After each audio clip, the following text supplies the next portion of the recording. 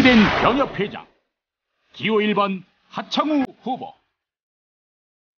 제89대 서울지방변호사회 회장직을 맡았던 하창우 후보는 지난 30여 년간의 실무 경험을 토대로 대한민국 변호사들의 길라잡이 역할을 하고 있다. 의뢰인과의 신뢰를 통해 변호사의 명예를 지킬 수 있다고 믿는 하창우 후보. 이 시대 변호사의 역할과 책임을 끊임없이 강조하며 앞으로 나아가고 있다. 준비된 변협회장 기호 1번 하창우입니다. 저는 이번에 명예 때문에 변협회장에 나오지 않았습니다. 저는 판사나 검사를 지내본 적이 없습니다. 저는 어떤 명예나 권력도 누려본 적이 없습니다. 저는 고용변호사 5년, 개업변호사 24년, 모두 29년의 변호사 생활을 밑바닥부터 출발해서 지금에 이르렀습니다. 그렇기 때문에 여러분의 생각을 가장 절실하게 담을 수 있습니다. 변호사 수 제한 문제, 청년 변호사 일자리 창출 문제, 사법시험 존치 문제, 이런 문제를 누구보다도 열심히 온몸을 던져서 해결하도록 노력하겠습니다. 밥은 먹고 삽시다. 가장 중요한 것은 생존권 사수. 기호 2번 소순무 후보. 대한변호사협회 총회의장을 역임한 소순무 후보는 소통과 화합을 강조하는 회의로 하루를 시작한다. 법조계의 신뢰를 회복하고 법조 시장을 정상화시키려면 대한변호사협회가 그 중심에 서야 한다고 주장하는 소순무 후보. 변호사 2만 명 시대. 모두가 상생하는 법률 시장을 만들기 위해 지금 이 순간에도 최선을 다하고 있다. 밥은 먹고 삽시다. 기호 2번 소순무 변호사입니다.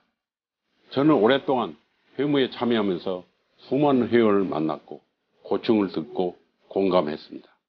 점점 변호사로서 살기가 어려워지는 반면 법조에 대한 불신은 깊어지고 있습니다. 변호사 법조계를 위해 제가 가진 능력 모두를 쏟아붓겠습니다. 여러분의 변호사로서 회원 여러분을 위해 헌신하겠습니다. 제 마지막 의뢰인이 되어주십시오. 강한 변협, 행동하는 협회장. 기호 3번 박영수 후보.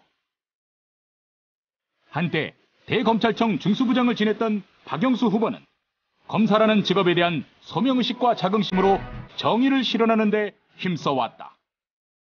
더욱 강한 대한변호사협회를 만들기 위해선 무엇보다 변호사의 화합이 가장 중요하다고 생각하는 박영수 후보. 행동하는 협회장만이 지금의 위기를 기회로 만들 수 있다고 믿고 있다. 강한 변협, 행동하는 협회장 기호 3번 박영수입니다. 저는 대한변협 지자체 세금 낭비 조사특위 위원장으로 활동을 계기로 이번 대한변협 협회장 선거에 출마를 결심하였습니다. 특위 활동을 하면서 청년 변호사들의 고민과 애안에 공감하게 되었습니다. 제가 협회장이 된다면 저의 30년간의 공직 경험과 네트워크를 총동원하여 신규 변호사 배출 규모를 축소하고 청년 변호사들의 먹거리 문제를 해결하는 데 혼신의 힘을 바치겠습니다.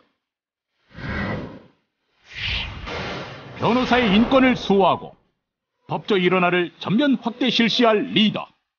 기호 4번 차철순 후보. 대한변호사협회 수석 부협회장을 역임한 차철순 후보는 대한민국 법조계의 위상 강화를 위해 법조인 배출수를 대폭 감소시키고 변호사 직역을 철통 방어하기 위해 힘쓰고 있다. 그 누구보다 변호사들을 가장 먼저 생각하는 차철순 후보는 변호사 일자리 2천여 개 창출과 법조 일원화 전면 확대 시행을 통해 변호사 인권의 절대 수호를 꿈꾸고 있다.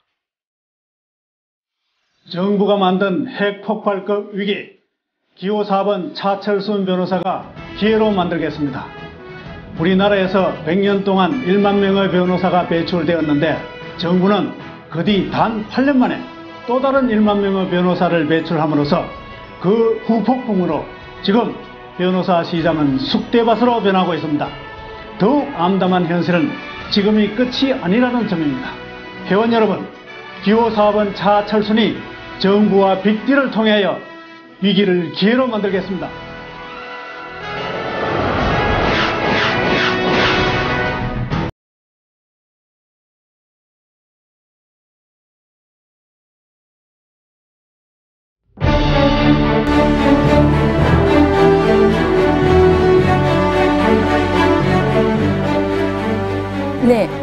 지금부터 제48대 대한변호사협회 협회장 후보 정책 토론의 2부 순서를 시작하도록 하겠습니다.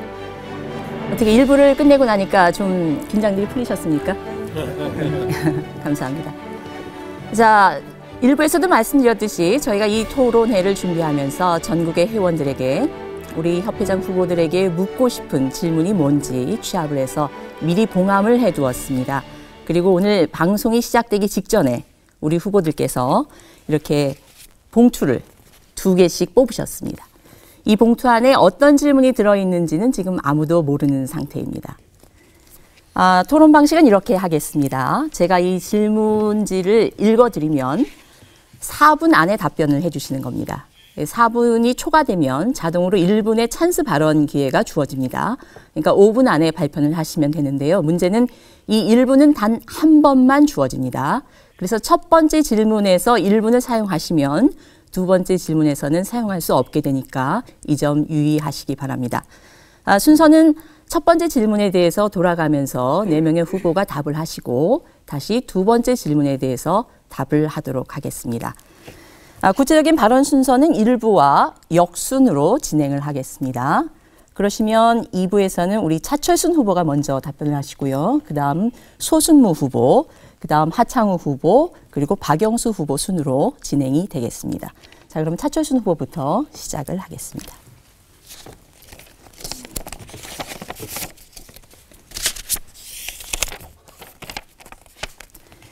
네, 변호사 연수원 설립에 대한 의견입니다.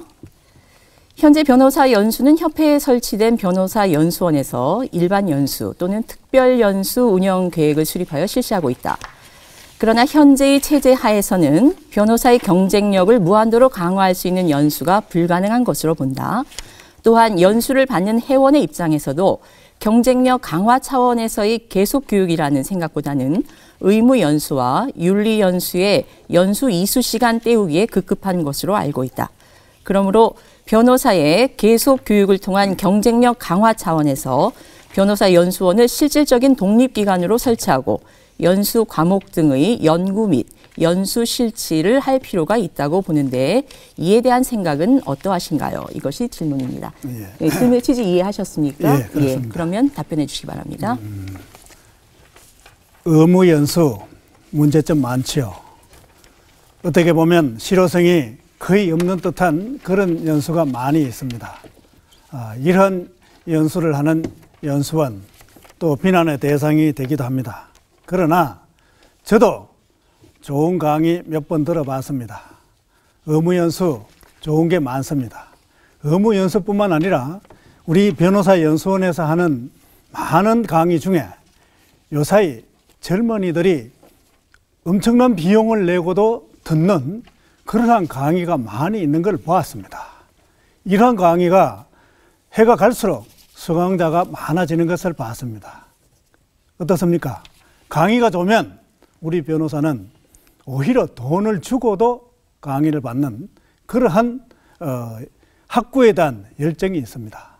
그래서 저는 변협회장이 되면 이렇게 싫어하는 그러한 의무 연수보다는 찾아오는 그러한 연수를 만들기 위해서 정말로 질 좋은 강사님을 모시고 질 좋은 장소에서 질 좋은 과목을 가지고 정말로 우리 젊은 사람이 전문 교육을 습득하는 데 있어서 없어서는 안 될 그러한 장으로 되게 열심히 해보겠습니다. 이러한 연수원의 내실화는 아무리 지나쳐도 아무리 많이 해도 지나치지 않는 그러한 일이 아닌가 싶습니다.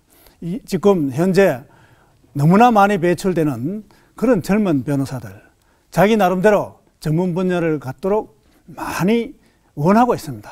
그럼에도 불구하고 이제까지는 그러한 젊은이들의 욕구에 맞는 그런 강의가 많지 않았습니다. 제가 봐도 몇 개에 불과했습니다. 그 몇 개, 심지어 몇백만 원 강의료를 내고도 오랫동안 듣는 그런 것까지 있었습니다. 그래서 좋은 강의를 많이 만들겠습니다.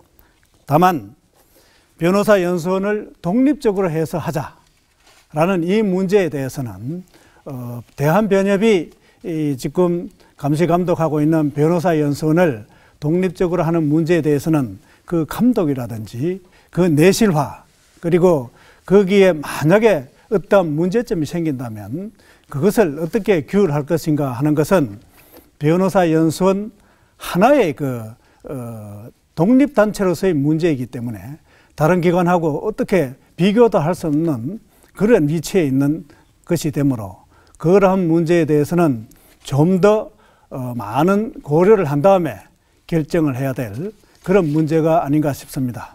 어쨌든 변호사연수원의 내실화와 독립성 문제는 우리 전 1만 5천여 명의 변호사들의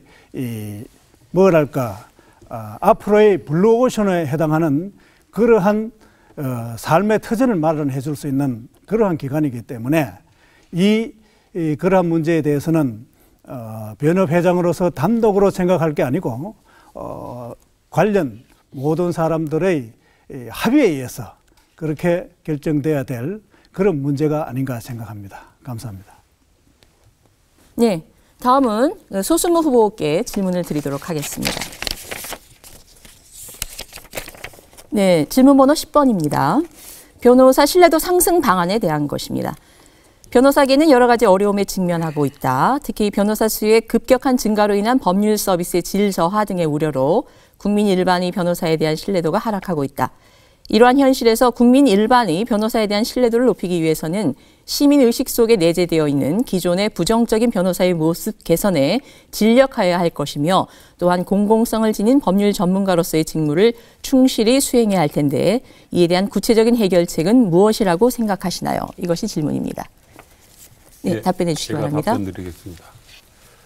변호사 사이의 신뢰 하락 문제는 아주 심각한 수준입니다. 저는 몇 년 전에 법률 잡지 인터뷰에서 이런 말씀을 드린 바가 있습니다. 변호사가 배가 고프면 사기칠 수밖에 없고 못 배운 자가 배가 고프면 도둑질을 할 수밖에 없다. 그런 말씀을 드린 거 있습니다. 지금 현재 변호사의 신뢰, 물론 변호사뿐만 아니라 법조 전체가 국민들로부터 신뢰를 받지 못하는 비정상적인 상황이라고 봅니다. 변호사 신뢰는 제9호인 밥을 먹고 삽시다 하는 문제는 변호사가 어렵게 변호사가 됐으면 변호사로 일해서 밥은 먹어야 된다는 그런 얘기입니다. 결국 국민의 변호사에 대한 신뢰를 확보하는 부분도 결국은 변호사가 변호사로 일해서 먹고 살 수 있는 그런 바탕이 이루어진 것이 대전제가 되어야 된다고 생각합니다. 상황이 어려워지니까 무리한 사건을 수임하고 의료인한테 심지어 의료인이 맡기는 돈까지 횡령하는 그런 사례들이 빈발하고 있습니다. 이건 우리 의식만을 강조해서는 한계적인 문제가 있다고 생각을 하는 겁니다. 그래서 기본적으로는 우리가 일자리를 창출하고 숫자를 줄여서 변호사가 정상적인 궤도에서 일할 수 있도록 하는 게 제 시급한 과제라고 생각합니다. 그리고 또 하나 그 변호사에 대한 신뢰 회복은 우리 변호사가 국민들한테 좀 다가가야 할 필요가 있다고 생각합니다. 결국 쉽게 얘기하면 아파트 대표도 이전에 크게 문제가 된 일이 있죠. 아파트 관리 이런 문제까지 이웃으로서 가까운 이웃으로서 우리가 노력을 해야 된다고 보고요. 또 하나 신뢰 회복에서는 정말 우리가 용납할 수 없는 비리를 저지른 회원에 대해서는 강력한 징계 조치를 할 필요가 있다고 생각하고요. 더 나쁘면 지금 그런 제도가 마련되어 있습니다만 제대로 작동하지 않는 것 같습니다. 또 하나는 변호사가 배만 고프다고 해서 영리성만 추구해서는 변호사로 정체성을 잃게 된다고 생각을 합니다. 변호사에게서 인권과 공익활동은 그 정체성을 결정짓는 가장 중요한 덕목입니다. 그래서 이런 부분이 여러 공익 연수 이런 것이 있음에도 불구하고 윤리연수는 우리가 양보할 수 없는 부분입니다. 그래서 그 윤리 교육은 우리 의무로서 강화해야 될 뿐더러 그 부분을 확산시킬 수 있는 그런 걸 널리 퍼쳐 나가야 된다고 생각합니다. 요즘에 각 법인에서 공익재단을 많이 만들고 있습니다. 그리고 공익법인들도 많이 생겨나고 오로지 공익활동만 하는 우리 회원들도 늘고 있습니다. 이건 우리에게 굉장히 바람직한 현상이라고 봅니다. 이런 부분들이 정말 우리의 공익 또 신뢰 회복을 위한 프론티어가 돼서 크게 발전시켜 나갈 수 있는 계기가 된다고 보고요. 제가 협회장이 된다면 이런 공익활동을 위한 법인 개인에 대한 지원을 획기적으로 확대해서 풀뿌리 신뢰 회복부터 나서도록 하겠습니다. 제가 생각하는 방안입니다. 이상입니다. 네. 변호사 신뢰도 상승 방안에 대해서 변호사의 의식 제고뿐만 아니라 일자리 창출 등의 제도 개선과 또 공익활동 확대 등의 제도도 필요하다 이런 말씀을 해주셨습니다. 다음은 하창우 후보께 질문을 드리겠습니다. 네, 협회 위원회 제도 개선에 관한 질문인데요. 질문 번호 8번입니다. 대한변협의 위원회 운영 규칙은 1983년에 제정되었고 마지막으로 개정된 것이 2007년이다. 해를 거듭할수록 규모가 커지고 있는 현실에 비추어 위원회 운영은 과거를 맴돌고 있다는 느낌이다. 또한 현재 변협의 위원회는 집행부 임원 위주로 가동되고 있어서 집행부가 바뀌면 위원회 활동도 중단된다는 문제점이 있는데 이를 개선하기 위한 위원회 제도의 개혁 필요성이 있다고 생각하시는가요? 이것이 질문입니다. 아주 좋은 지적인 것 같습니다. 제가 집행부를 맡아서 회무 활동을 해봐도 집행부가 바뀔 때마다 새로 위원회를 임명하니까 종전에 있던 전문성을 가진 그 위원이 다시 물러나고 새로운 위원이 오십니다.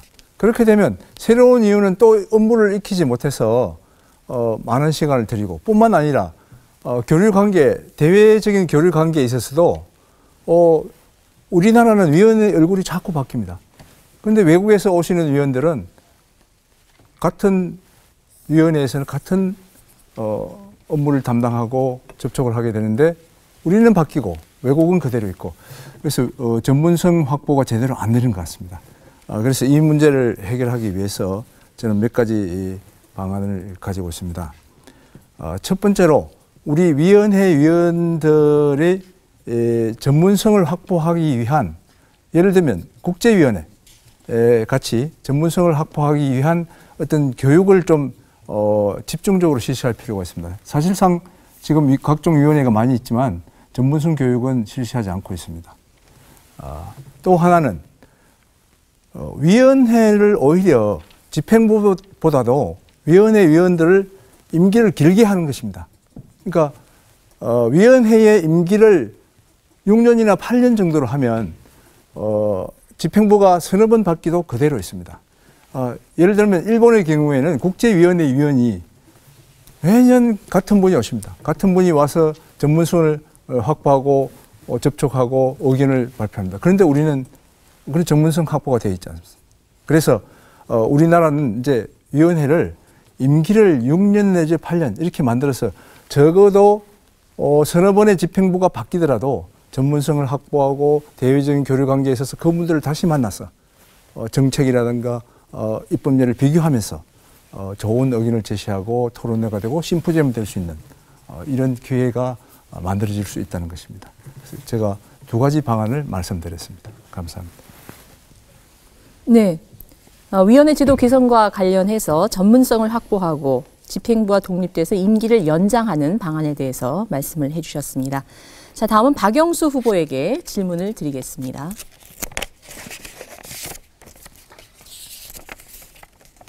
네, 질문 번호 16번, 변호사의 대국민 인식 제고 방안 및 변협의 위상 방안입니다. 질문이 두 가지입니다. 첫 번째, 법치주의와 민주주의 확립을 위해 많은 기여를 하고 있음에도 불구하고 각종 불법 부당행위에 따른 언론 보도로 법조인, 특히 변호사에 대한 국민의 인식이 좋지 않다. 무엇보다 변호사의 이미지 개선이 필요하다고 보이는데 어떠한 생각을 가지고 있으신지요? 또 두 번째 질문입니다. 변협은 잘못된 국가 정책에 대한 비판을 통해 국가를 견제해야 한다고 보는데 영향력이 예전보다 현저히 약해 보인다. 변협이 국가정책 견제 및 인권침해 사례에 대해 견제 기능 강화 방안이 있는지 말씀해 주시기 바랍니다. 네, 변협의 사명은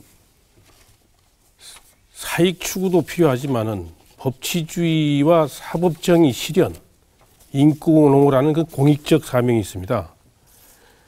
그런데 요즘 법률 시장이 각박해지다 보니까 공익적 사명은 뒤로 가고 사익 추구만 있는 것처럼 국민 눈에 비춰지기 때문에 국민으로부터 신뢰를 얻지 못하고 있다고 저는 생각합니다.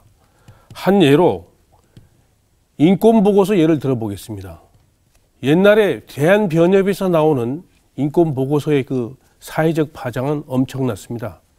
제가 검사재직 시대에 그 인권보고서 초안이 어떤 내용이 실려있나, 이것이 국민한테 또 어떠한 파장을 끼칠까 염려해가지고 그 초안을 얻으려고 노력했던 그 기억이 아직도 생생합니다. 이 정도로 지금 그 우리의 그 공익성에 대해서는 상당히 지금 사회가 또 국민이 바라고 있습니다.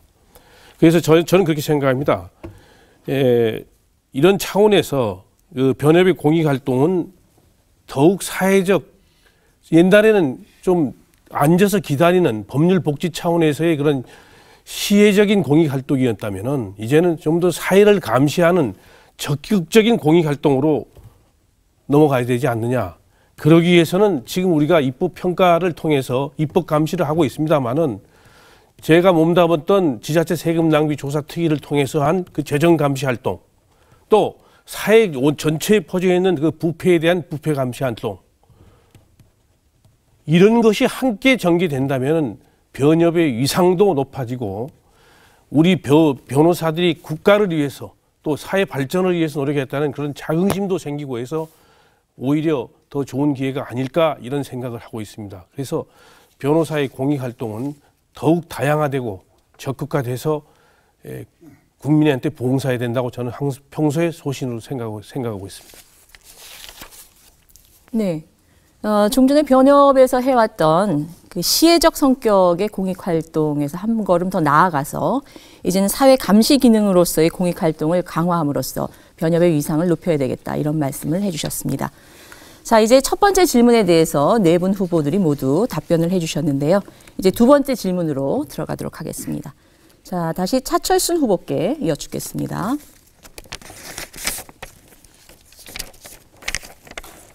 네, 질문 번호 13번입니다. 법률시장 개방에 따른 위기 해소 방안입니다. 한국과 EU 그리고 한국과 미국의 자유무역협정에 따라 2016년부터는 한국과 EU 또 2017년부터는 한국과 미국의 법률시장이 3단계 개방으로서 완전 개방된다. 이에 따라 외국 로펌이 국내 로펌과 합작회사를 설립할 수 있으며 합작회사를 통해 국내 변호사를 고용할 수 있고 국내 법 사무도 가능해진다. 결국 변호사의 대량 배출로 점점 국내 변호사끼리 경쟁이 치열해지고 있는 가운데 외국 로펌과의 경쟁까지 더해지면 우리나라 변호사계는 무한 경쟁의 시대로 접어들게 될 것으로 보인다. 이에 대한 대책이 무엇이라고 생각하시는가요? 예, 법률 시장의 개방. 한때 우리는 그것을 핵폭탄처럼 생각했죠. 제가 세계적인 로펌의 우리나라 첫 개소식 때 변호사협회 부협회장 자격으로 가서 축사를 해준 일이 있습니다. 거기에서 우리나라에는 지금 핵폭탄이 2개가 있다라고 말을 했습니다. 하나는 북한에 있고 하나는 이 지붕 위에서 외국의 로펌이 들어오면 죽는 걸로 생각하는 그러한 상태에 있다라고 했더니 거기에 있던 많은 분들이 파한대소하는 걸 봤습니다. 과연 그게 핵폭탄으로 남을 것이냐, 아니면 그걸 계기로 해서 우리가 좀 더 세계로 뻗어나갈 것이냐 하는 것은 우리의 학이 나름이라고 생각을 합니다. 어쨌든 우리는 세계 경제 10대 강국에 들어 있습니다. 제가 최근에 외국 변호사협회 간부들을 만나본 결과 현재 세계 경제가 침체에 있지만 그래도 가장 먹을 게 많은 게 한국 시장이라 그럽니다. 그래서 대형 로펌들이 한국을 호시탐탐 노리고 있다는 그런 말을 들었습니다. 우리가 한국 경제가 지금 어렵다고 해서 이렇게 맹놓고 있을 때 외국 로펌들은 우리를 어떻게 하면 잘 요리할까 하고 그렇게 지금 생각을 하고 있는 것 같습니다. 우리의 이 행동 어떻게 해야 됩니까? 로펌이 들어올 때 그것을 적대시하기보다는 그 로펌의 그 경영 기법을 배우고 그것을 젊은이에게 전수해서 세계로 뻗어나가는 그러한 계기가 되도록 해주는 한편 그 세계적인 로펌이 우리나라에 들어와서 위법 행위를 하거나 아니면 업무에 있어서 우리나라 변호사들과 자기 나라의 변호사들 간의 어떤 차별나는 행동 이런 걸 할 때는 정말로 잘 감시해서 엄단을 하는 그러한 행위를 해야 된다고 생각을 합니다. 또 한편으로는 이러한 세계 시장이 이 세계에 우리가 개방이 되고 있는 현재에서 우리 변협은 이제까지 우리나라 안에서만 회무에만 열심히 하는 그러한 다람쥐 채바퀴 돌듯한 그러한 업무에서 탈퇴해가지고 좀 더 적극적으로 해외에 나가야 된다고 생각을 합니다. 이제까지 관례 보면 그렇지 않은 사람도 일부 있습니다만 대부분은 세계 변호사 대회다 이런 데 가서 등록만 해놔놓고 그냥 흰 사람이 접근하면 언어의 장애 때문에 비실비실 피하다가 골프나 치고 관광을 하다가 돌아오는 경우가 정말로 많습니다. 그러나 아까도 말씀드렸다시피 우리의 법률 시장이 개방되는 이때에는 그 사람들이 우리를 만나기를 정말로 기대하고 있습니다. 이럴 때 정말로 능력 있는 협회장이 그 사람들과 1대1로 정말로 마음속에 대화를 할 수 있는 그런 능력을 갖추었다면 우리가 그 사람들하고 우리나라하고 서로 윈윈할 수 있는 그러한 업무 협약은 얼마든지 가능하리라고 생각합니다. 최근 보도에 의하면 중소로펌에서 외국 대형 로펌하고 특정 분야에 대해서 잘 협약을 해가지고 같이 해보자는 그러한 많은 일들을 하고 있는 것을 보았습니다.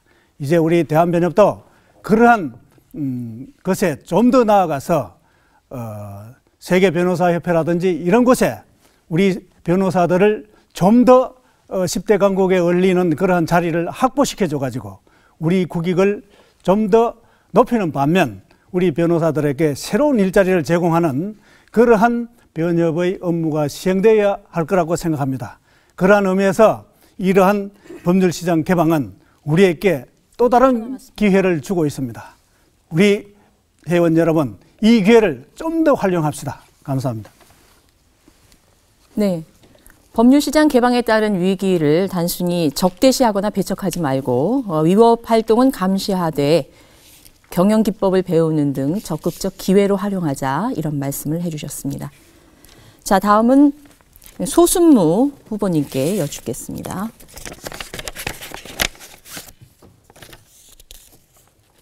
네, 질문 번호 18번입니다. 변호사의 근로조건 개선 방안에 대한 것인데요. 자, 신규 변호사에 대한 근무 연장, 퇴직금, 출산 휴가 등 근로조건이 제대로 지켜지지 않아 무리를 빚고 있는데 이에 대한 시정 방안이 있으신지요? 이것이 질문입니다. 네, 답변해 주시기 바랍니다. 예, 답변 드리겠습니다.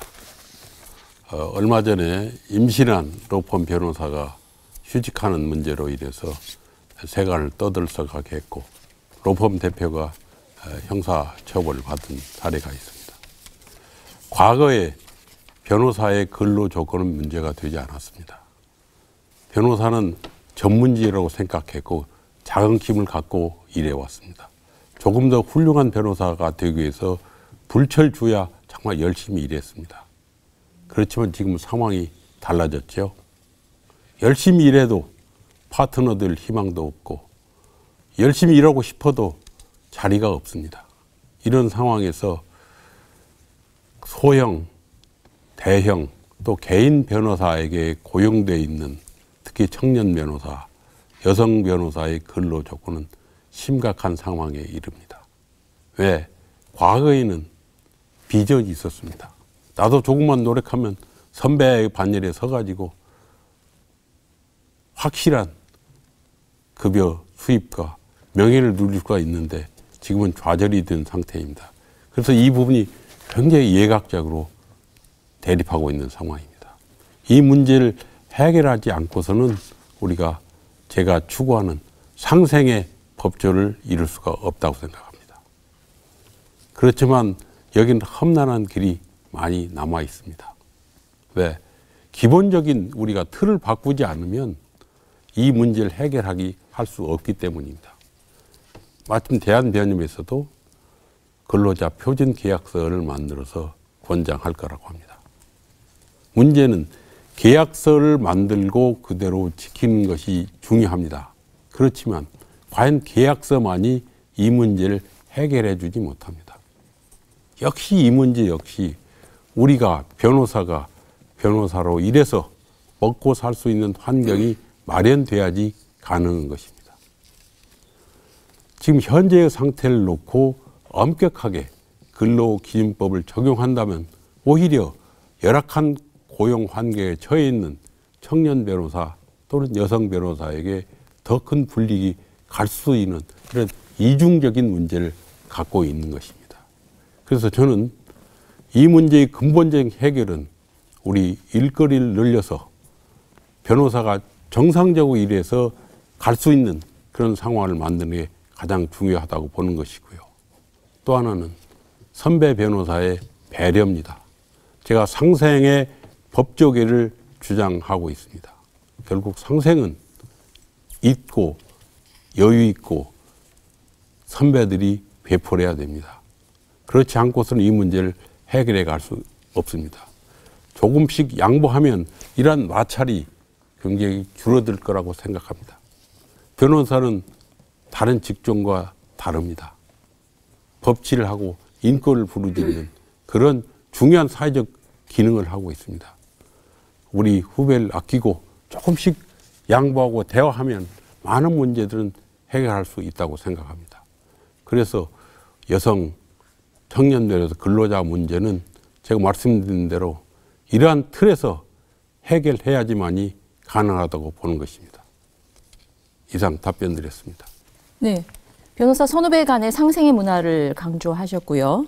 그 근무 환경에 있어서의 준법이 지켜져야 하는 것은 당연하지만 더 나아가서 고용시장이 개선될 수 있도록 노력해야 되겠다 이런 말씀을 하셨습니다. 자, 다음은 하창우 후보께 질문을 드리겠습니다.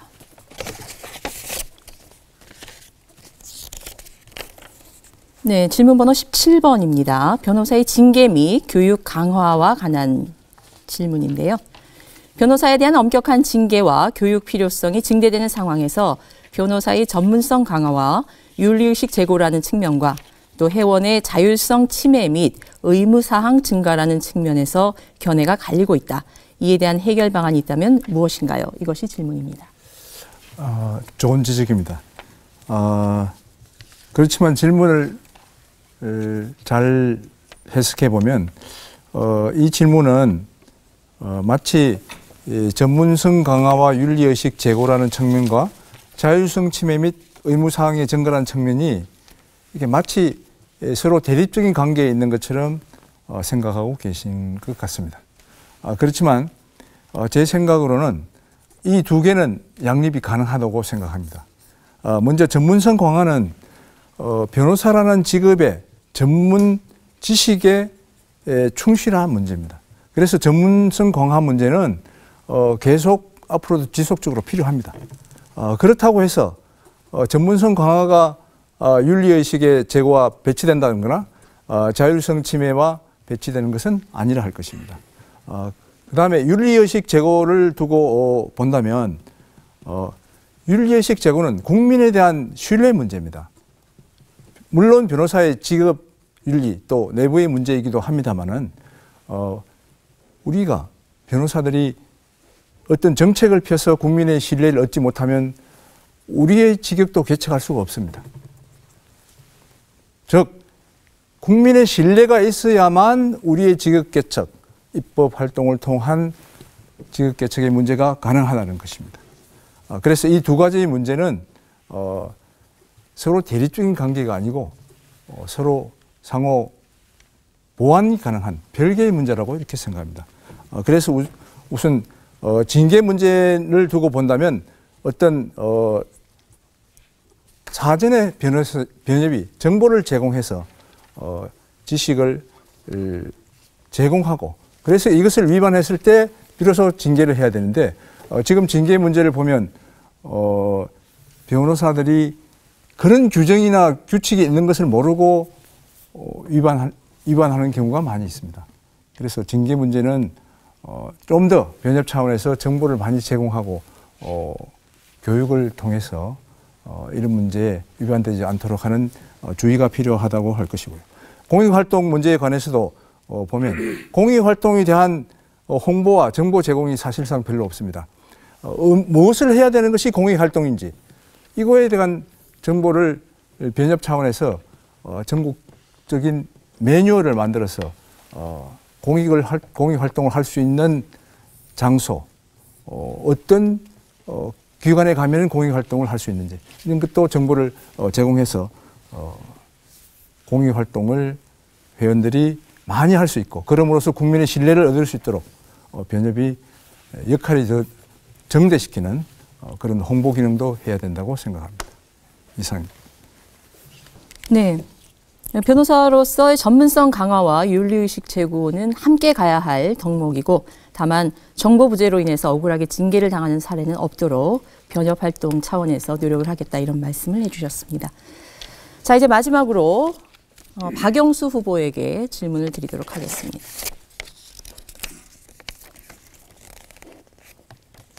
네, 질문 번호 9번입니다. 변호사 연수와 관련된 질문인데요.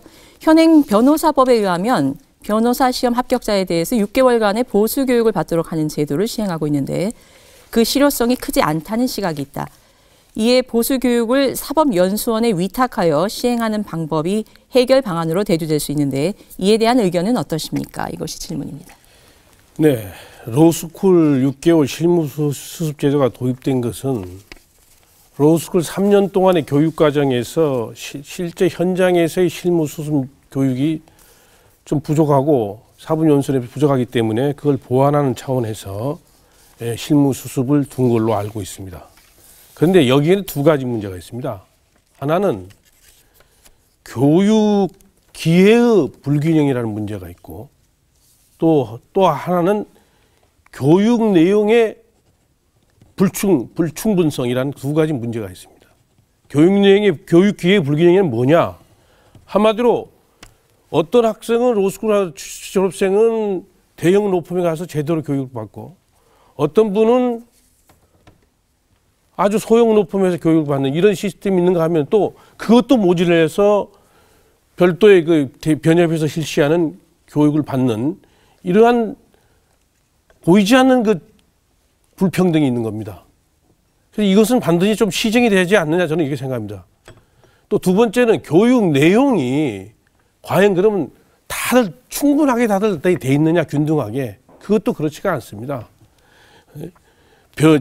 대형 로펌 내용은 거기에는 여러 가지 사례를 공부할 수 있고 있지만 아주 작은 로펌 같은 데 가면은 그것도 맨 송무만 하고 이런 식으로 해서 다양한 교육을 받을 수가 없습니다.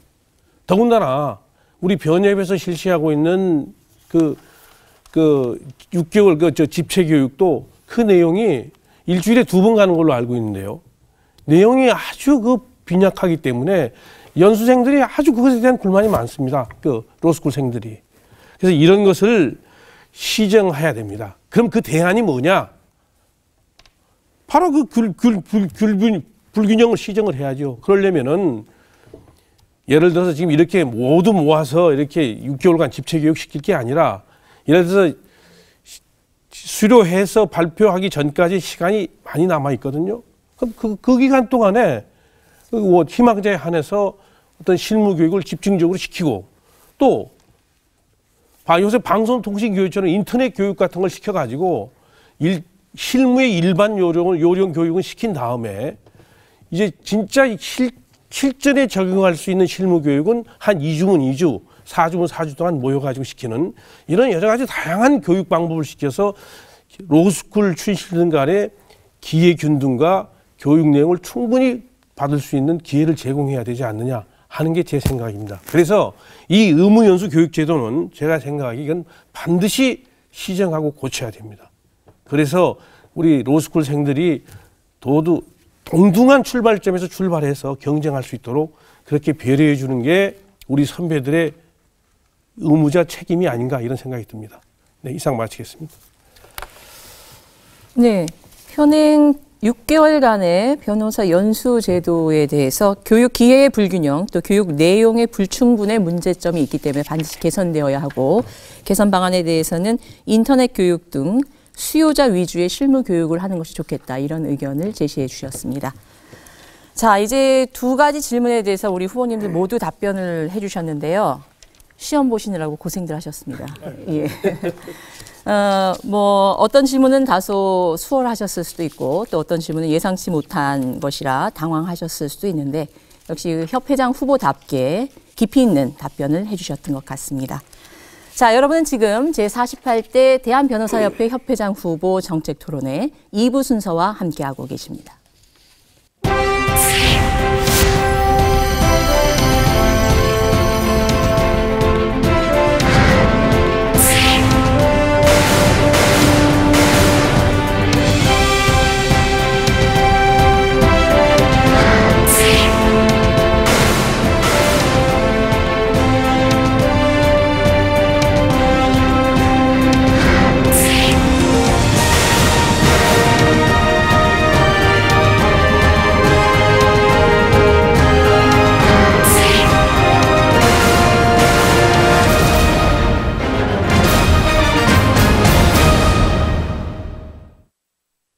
이제 모든 토론의 순서가 끝났습니다.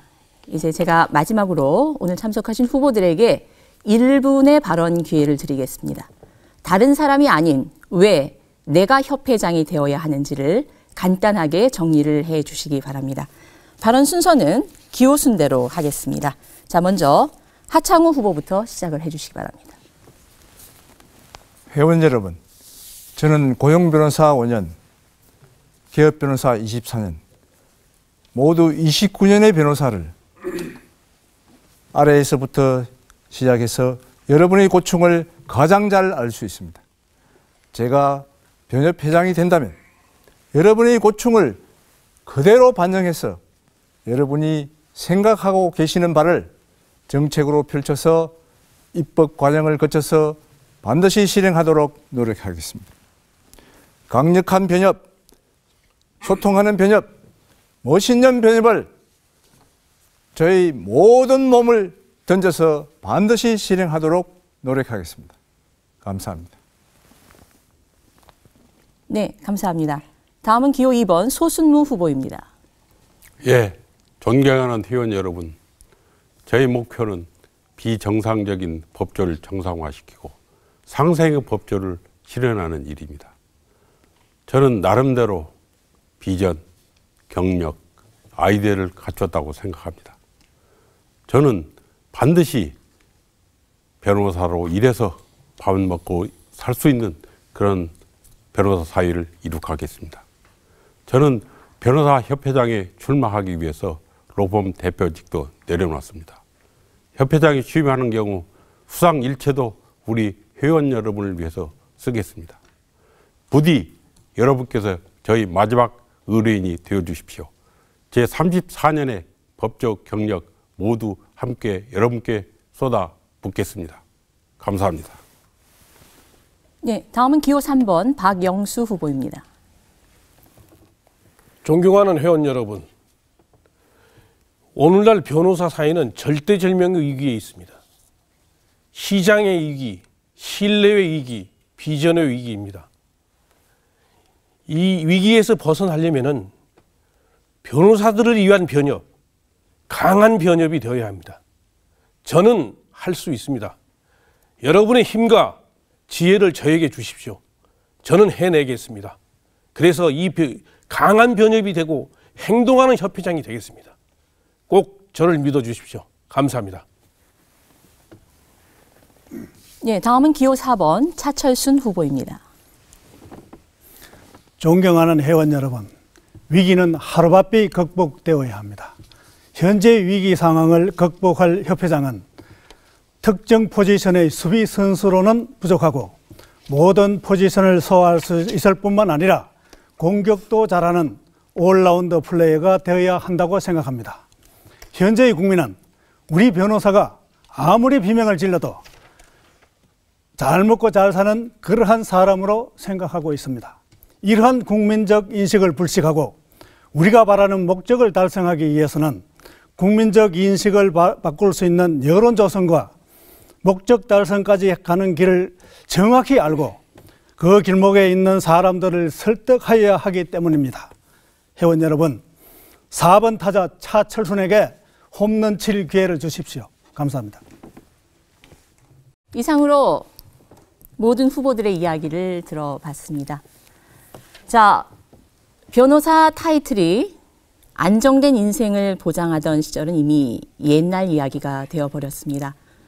지금은 안타깝게도 취업과 또 생계를 걱정해야 하는 변호사들의 숫자가 나날이 늘어가고 있습니다.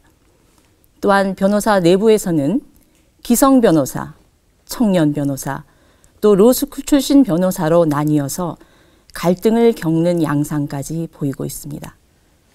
그러나 여러분, 지금은 우리가 힘과 지혜를 모아야 할 때입니다. 또한 우리에게 능력 있는 지도자가 필요한 때입니다. 여러분, 현명하게 판단하시고 주어진 한 표를 꼭 행사하시기 바랍니다. 자, 이로써 제48대 대한변호사협회 협회장 후보 정책 토론회를 마치겠습니다. 지금까지 진행해 곽란주 변호사였습니다. 함께해 주신 여러분 감사합니다.